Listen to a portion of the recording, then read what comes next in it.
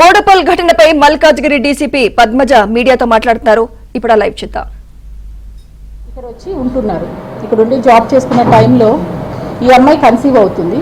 So ఇప్పుడు conceive అవ్వడం కంటే కూడా ముందర ఒక 1 year బ్యాక్ కూడా అమ్మాయి కన్సీవ్ అయితే కూడా అమ్మాయికి అబార్షన్ చేయించాడు. సో ఇప్పుడు కన్సీవ్ అయిన తర్వాత monthly she's going for the medical checkups.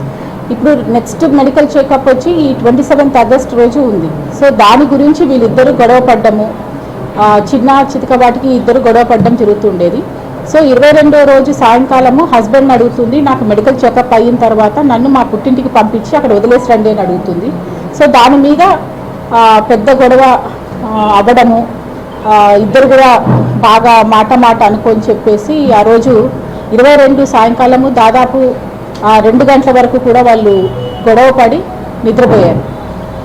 నిన్న 23వ తారీఖు అరౌండ్ 11 గంటలకి ఉదయాన్నే నిద్రలేసి అమ్మాయి ఇంకా పడుకొనే ఉంది. ఇంట్లో ఎవరికీ చెప్పకుండా బయటికి వెళ్ళిపోయాడు.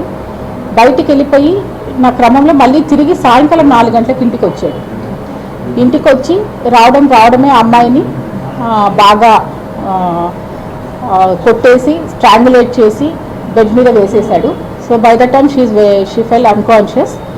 ఈ లోపల ఎప్పుడైతే 22 సాయంకాలం ఈయన బయటికి వెళ్ళి వచ్చి గొడవ పడిన ఆ టైంలో he has pre planned motive ఈ అమ్మాయిని ఎలిమినేట్ చేయడానికి.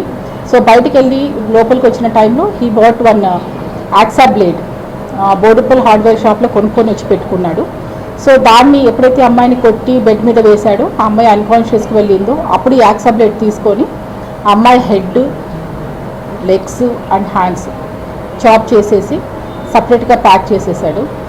సో దాన్ని ఏం చేశాడంటే డిఫరెంట్ చిన్నగా బయట పెట్రోలింగ్ ఇవన్నీ కూడా నడుస్తున్నాయి కాబట్టి చిన్న కవర్స్లో ఎవరికి అనుమానం రాకుండా ఒక బ్లాక్ కవర్స్లో కూడా దాన్ని చుట్టేసుకొని అవి తీసుకెళ్ళి ఆ మూసీ నదిలో పాడేయడం జరిగింది. సో దీనికోసం అని చెప్పి తల గురించి ఒకసారి, కాళ్ళు ఒకసారి, చేతులు ఒకసారి, 3 సార్లు కూడా తిరిగి వాటిని చేశాడు. సో ఇది ఎలా కప్పిపుచ్చాలి అని చెప్పి ఇదంతా చేసిన తర్వాత ఈ అబ్బాయి వాళ్ళ చెల్లెలకి ఫోన్ చేస్తాడు. ఫోన్ చేస్తే ఆ అమ్మాయికి కొంచెం డౌట్ వస్తుంది, ఇద్దరు ఎప్పుడు గొడవ పడుతుంటారు కాబట్టి. వాళ్ళ చెల్లెలు చంద్రకళ వాళ్ళ మేనబావైన గోవర్ధన్ రెడ్డి అనే అతను ఇక్కడ దిల్సుఖ్ నగర్లో ఉంటారు. సో ఇట్లా ఏదో చెప్తున్నాడు, వాళ్ళకి గొడవ అయింది, మిస్ అయింది అని చెప్పి చెప్తున్నాడు, ఒకసారి వెళ్ళి చూడమని చెప్తే ఆ అబ్బాయికి ఫోన్ చేసి ఇక్కడ బయట వచ్చి కలుస్తాడు. కలిసి అప్పుడు కూడా అతను అమ్మాయి మిస్ అయిందనే చెప్తే ఈ గోవర్ధన్ రెడ్డి ఉప్పల్ పోలీస్ స్టేషన్ తీసుకొచ్చి అప్పచెప్తారు. సో అక్కడ పోలీస్ వారు ఇది బాలాజీ హిల్స్ అంటే మేడిపల్లికి వస్తుందని చెప్తే మళ్ళీ ఇక్కడికి తీసుకొచ్చి అప్పచెప్పడం జరిగింది. ఇక్కడ మనం కంప్లైంట్ రాసే క్రమంలో అతనితో మాట్లాడితే అప్పుడు he confess that he killed his wife and this is a case of brutal killing. And ఇది మనకు ఎప్పుడైతే కన్ఫెస్ చేశాడో based upon his confession case register అయింది under section 103 Clause 1 and 238 BNS. Old IPC అయితే 302 ఐపీసీ అండ్ 201 ఐపీసీ. ఈ sections కింద as of now case register అవ్వడం జరిగింది. And this case will be viewed as a very serious case and this investigation will also be done in a fast tracked manner. దీనికి కావాల్సినటువంటి clues team, other ఏదైతే forensic expert ఉన్నారో ఇవన్నీ కూడా వాళ్ళ help తీసుకోవడం జరిగింది. ఆ ఎవిడెన్సెస్ అవన్నీ కూడా మనము కలెక్ట్ చేశాము. So these will be send for the getting the technical reports to finalize the investigation. ఇప్పుడు ఎప్పుడైతే మనం ఆ రూమ్లోకి వెళ్ళి చూసామో it is just like only the body of the human is remind. So దాన్ని హాస్పిటల్ షిఫ్ట్ చేయడం జరిగింది.